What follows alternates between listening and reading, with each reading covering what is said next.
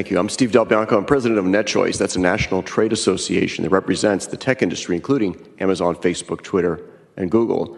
And naturally, my members have grave concerns over SB 12 and the committee sub, but I'm really here to explain why this bill is a bad move for conservatives. As a lifelong conservative, I remember in the 1970s going door to door for Richard Nixon, canvassing to find members of the silent majority out there. And I can tell you there was no way for people in the silent majority to find each other across town or around the country. But today, when I share conservative views, my conservative views on social media, I tone it down so that it appeals to moderates and independents who are among my friends on social media. And that kind of reach was impossible before the era of Facebook, Google, Twitter. So I am alarmed to hear conservatives wanting government to regulate social media in ways that would actually alienate moderates and independents who determine elections in state and federal.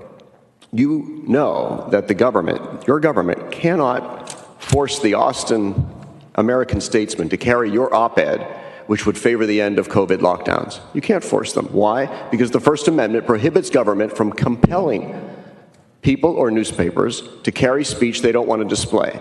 So how do you figure that Texas can somehow force Facebook, Twitter, and YouTube to carry speech that's against their community guidelines?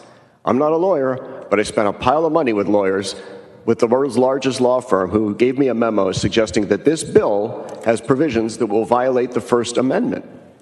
It'll likely be enjoined by courts and overturned, and then what? All you'll have done is to encourage moderators by confirming that state governments are powerless to violate the First Amendment. Or if this bill were to survive a First Amendment challenge, then what?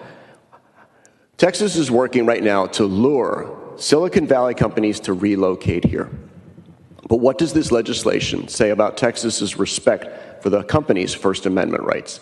And I get that Texas conservatives, like me, want to attack social media for their content moderation, but please, channel your outrage and provocative talent on right-leaning social media websites like Parler, MeWe, Gab, and Rumble, where they don't moderate nearly as bad. And to close, I would say, let's preserve and participate in those huge social media platforms that reach a broad range of modern independent voters, because that's where we can get our message out. So if you're more interested in winning elections than fighting the culture wars, I think you're a no on SB 12. I look forward to your questions.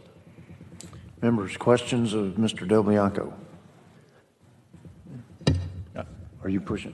Senator Swartner, you're recognized. Thank you, Mr. Vice Chairman. You call it content moderation, but really what's happening is that individuals are being blocked, posts are being taken down indiscriminately in the opinion of certain individuals. You saw the last, you represent Facebook, right? Look at that right there in front of you, which was a Facebook post that the Senate Republican caucus of the state of Texas put out regarding a pro-life measure.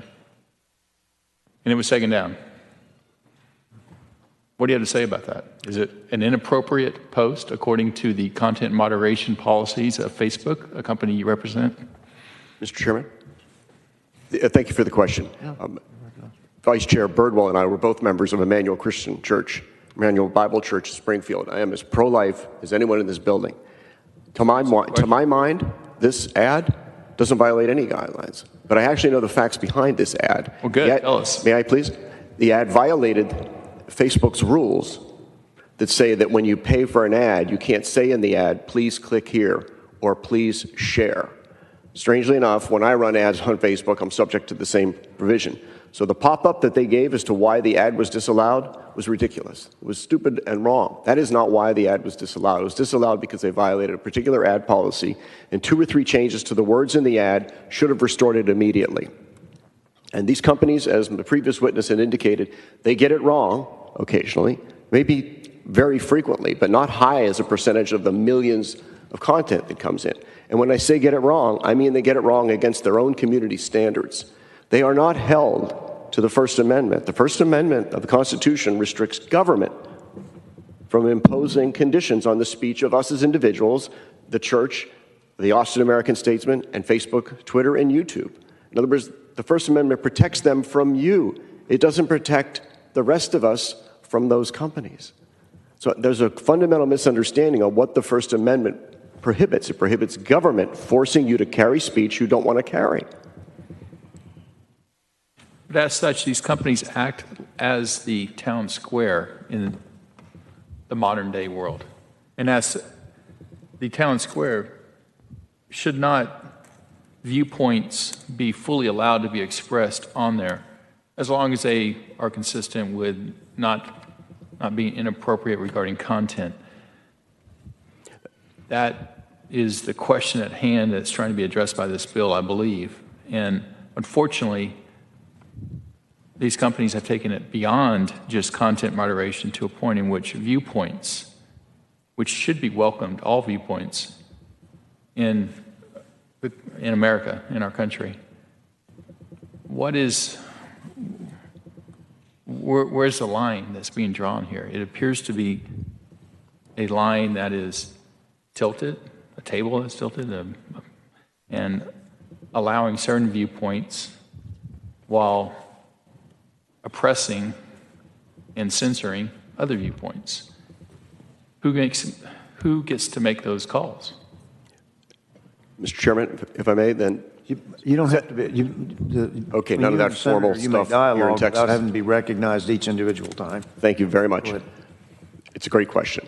And what's key to understand is that the Austin American-Statesman can have a slanted viewpoint. They are not going to run your editorials and op-eds or my letters to the editor on pro-life or pro-reopening of the economy, and they don't have to. It's the First Amendment that protects them from you forcing them. Facebook, Twitter, YouTube are in the exact same position. Now, Senator Hughes has argued that maybe they're a common carrier, or I heard you used an expression that Senator Hughes tried last Friday in the press conference with the governor. You called it the modern public square. And as for that argument, the notion there is that the First Amendment can be kicked to the curb because they're the modern public square. Well, the Ninth Circuit, just last year, affirmed that that is not the case. PragerU is a fabulous YouTube channel with educational videos that are conservative in nature. They enjoy free distribution on YouTube with over 1 billion views so far. But Prager sued Google a little over a year ago because 5% of Prager's videos were tagged as inappropriate for children, tagged by YouTube as inappropriate for children, so they were not visible in a home where the parents had turned on restricted mode. So Prager argued that that violated their First Amendment rights.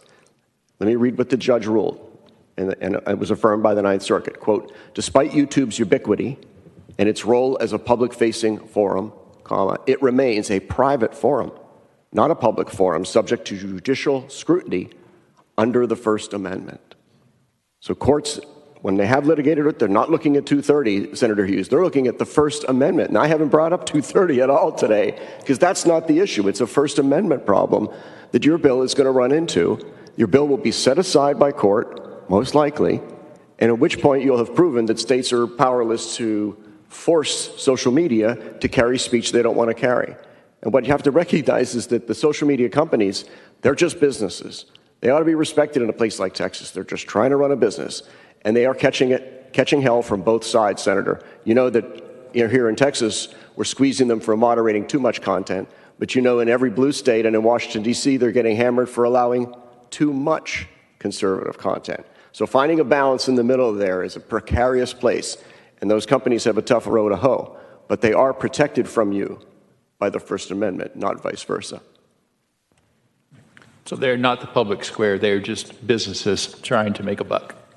I thought the judge's words were better than anything I could say, is that despite their ubiquity and their role as a public-facing forum, the court said it is private, it is not public, and it is not subject to First Amendment scrutiny. I would disagree with you, but thank you for your answer. Thank you. Senators, other questions of the witness? All right. Thank you, Mr. DelBianco. I appreciate it. Thank you for joining us today. Thank you.